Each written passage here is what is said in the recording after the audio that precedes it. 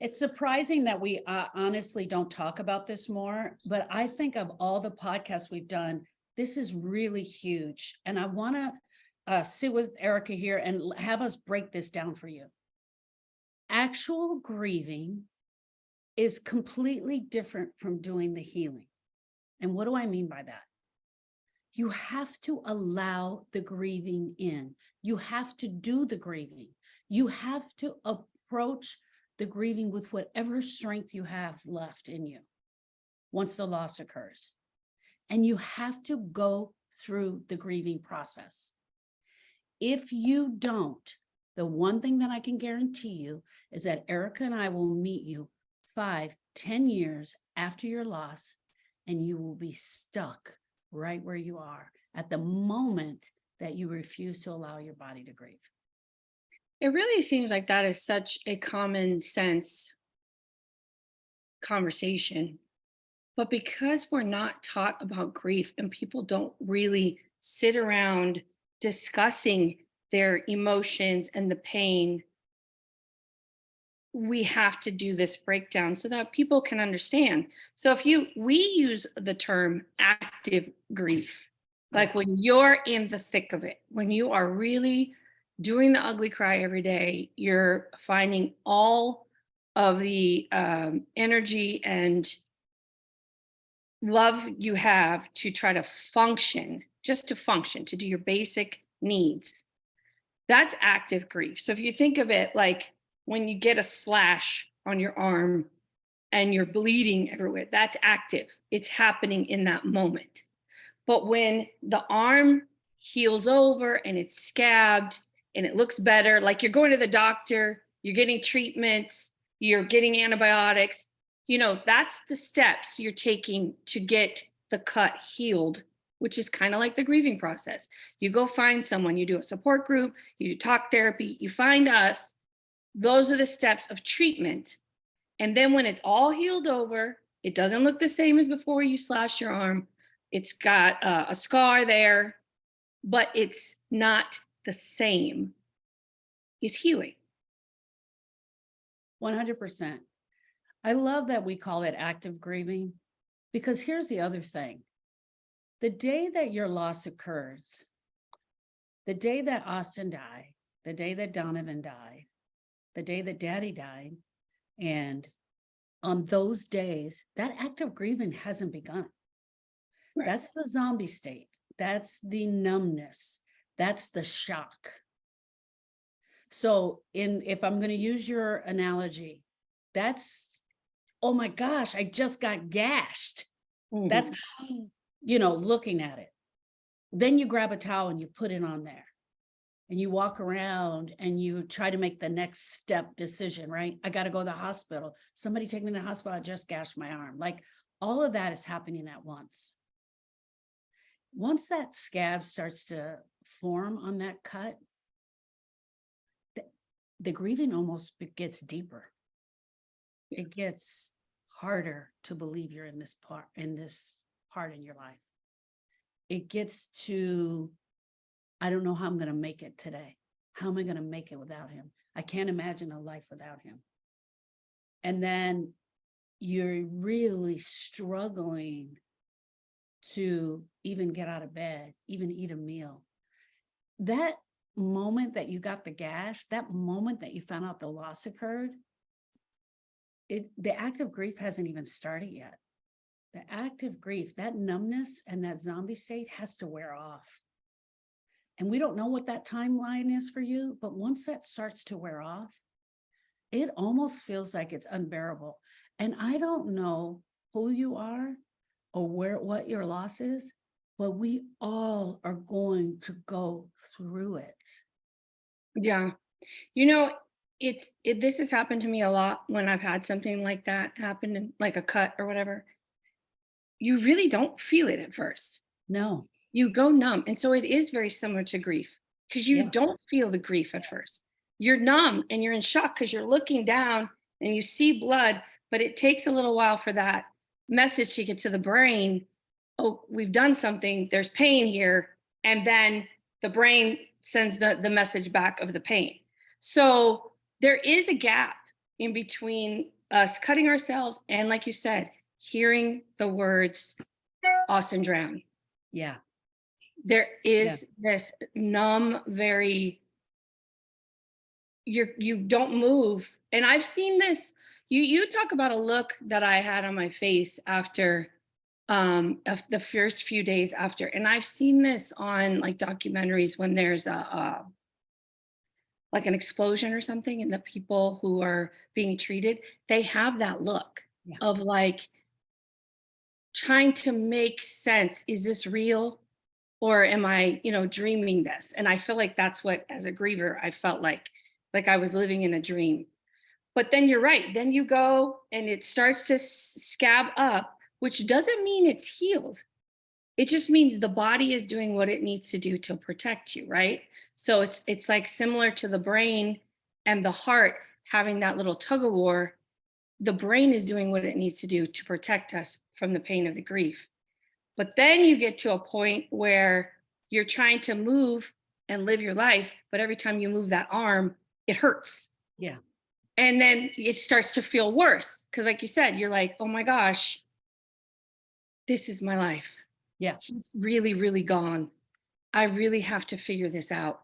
And the pain gets so deep, it's unbearable. And that, if we could relate it to the cut, might be when an infection is setting in. You know what I mean? So you have no choice but to go see a medical professional to get the help that you need. 100%. I agree with you. And you said in the beginning that you're in a dream. I believe you walk into the nightmare, right? Oh, yeah. That's the moment that you step into the nightmare. And you're in such a zombie state that you're actually being led around. You're there, everyone's like, come over here, sit down, Yeah. drink, eat, do this, do that. And that is also when all the a lot of the dumb things are being said, and like you're hearing them, but you're not sure you're really hearing them. And what I mean by dumb things is the terrible advice that you're going to be getting.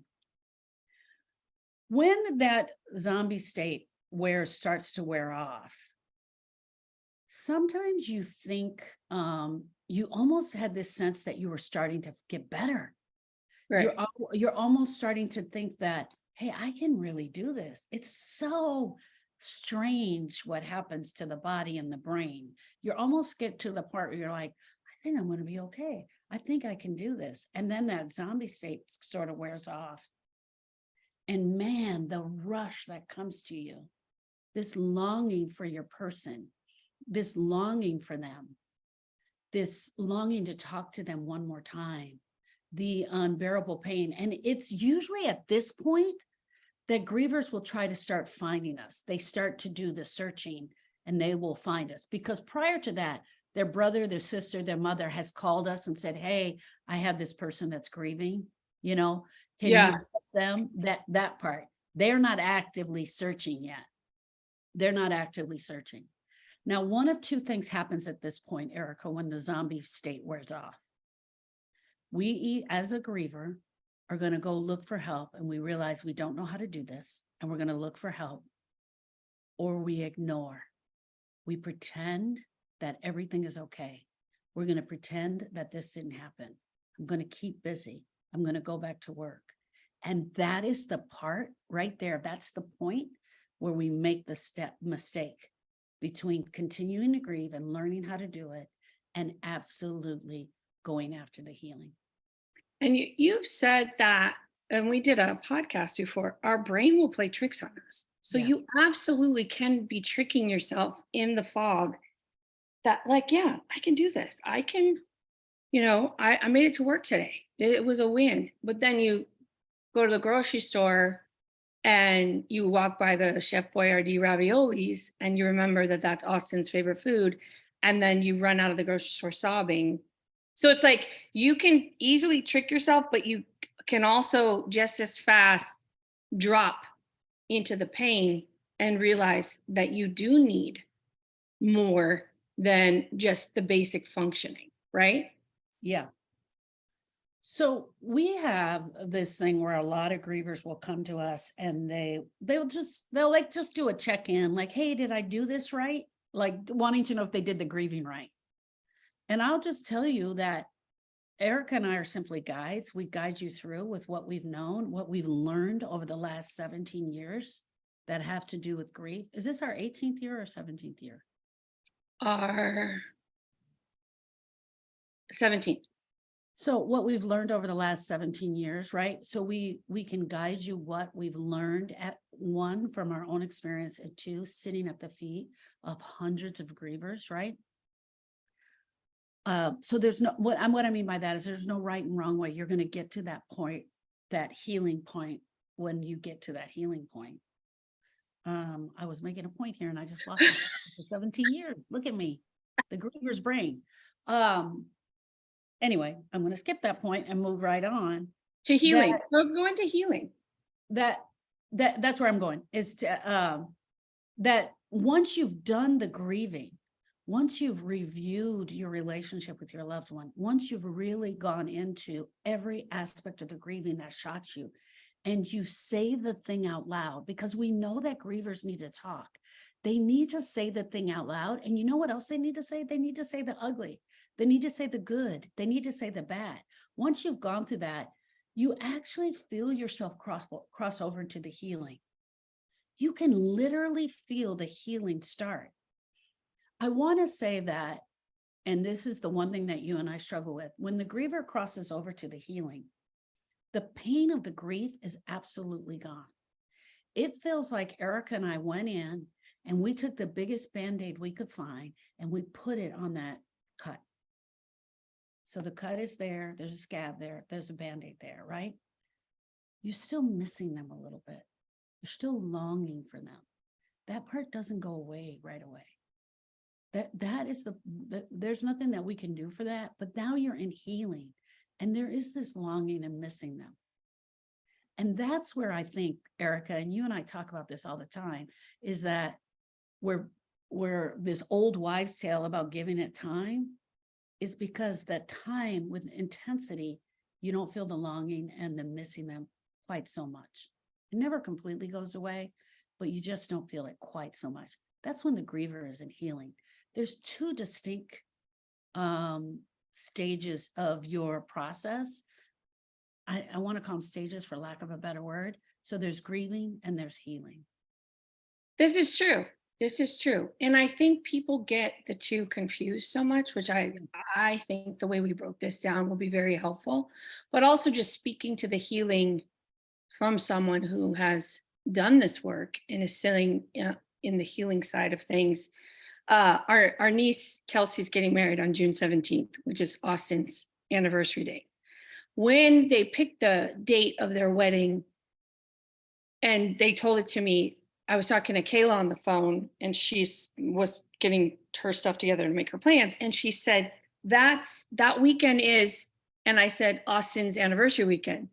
And she goes, and it, without any pain in my heart, like really just, because there's never a time or, in my life that I'll forget that date, right? So the minute someone says June 17th, I'm automatically there. Right. She said, no, I was going to say Father's Day weekend.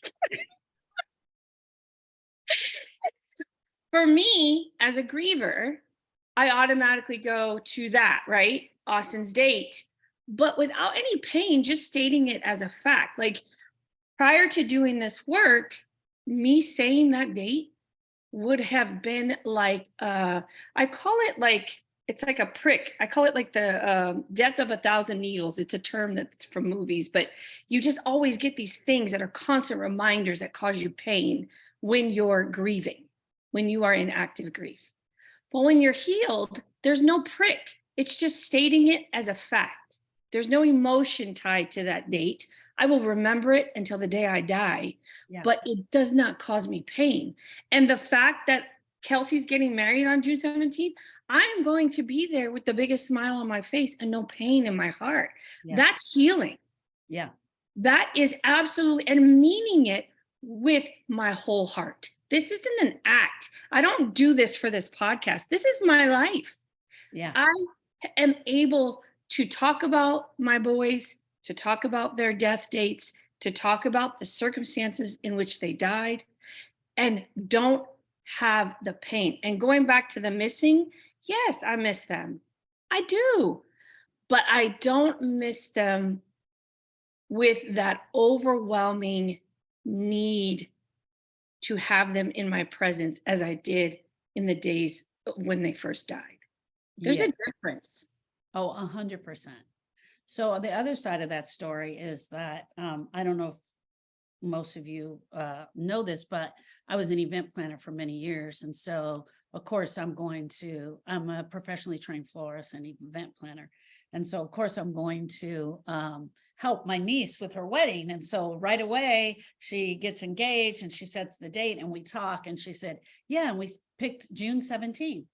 And I said, oh my gosh, that's awesome. That's awesome. You picked the day that Austin died. Did you do that on purpose? And this is also showing what healing looks like. She's been through our program. Yeah. She's done her work. I hope it's okay for me to share that. She's been through our program. Our whole family has been through our program. They've all done their work. We had to do this. And she's like, oh, T, I didn't even think of that. And then she and I both started laughing. I said, well, I think it's a great event to put on that date. Like, not even thinking about that is 100% healing. She didn't even think about it. And she was there. She was Yeah. there the day Austin died. She was at the lake. She was one of the cousins that was there. That is healing. What I wanted to say is that what that is the energy of the date being removed. Mhm. The emotional pain of grief that we attach to that date has been removed because we've done the work. We have so many times grievers will say, he died on Thursday, and every Thursday is a hard day for them. Today's a hard day. Today's a hard day. That's what's happening when you're in the active grief. You're remembering the day.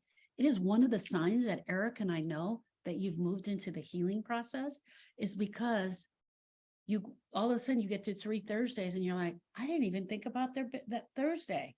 I didn't think about it. I can look Mhm. at his pictures and I don't break down and cry. I can book my wedding on the day that he died and I didn't even realize that was the day that he died. That's the difference between the active grieving and moving into the healing. August 17th, I left work in tears, crying. I remember I was sitting in my cubicle and looking at the calendar, and it was August 17th, and it was 2 months after Austin died. And I left work bawling my eyes out. Yeah. Yeah. There's so many grievers that say, I can't do Saturdays. I struggle on Saturdays. I struggle on Thursdays. Whatever that day is, we mark it by that. It is 100% the sign that we know you're moving into the healing is when you don't talk about that, because the energy, the emotional energy of that has been cut from doing your much needed grief work, for sure, 100%. It takes time, my friends. It takes time, but it is the action steps that you, the griever, do within time. What are you going to do within that time that's going to move you from active grieving to active healing? We don't know what the time is. We don't have a calendar. We don't mark it on the calendar. We look for signs in you that the emotional plugs that have been plugged into your heart are slowly being removed. And that's what makes all the difference, because then you can transition into living again, but living without the pain. Because you're already finding your balance between grieving and living, but now you're really living without the pain.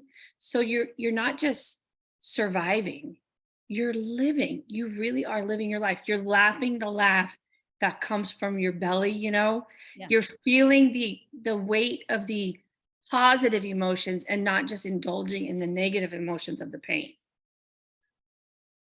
I want to end it here. What has happened to you will never be okay. Losing your person will never be okay. And you, my friend, will be forever changed. You will be different. You will never be that person. But you can learn to live again. And you can learn to get that gut-wrenching laugh. You can go there. We can help you do it. My friends, join our Facebook group. We love our Facebook group. We're actively in our Facebook group. We post questions of our Facebook group. We go live in our Facebook group. We put videos in the Facebook group. We're teaching you how to grieve all along the way. We're building a community of women who are grieving and who want to help one another. We'd be honored to have you in our group. Thank you, friends. Thank you so much. Bye.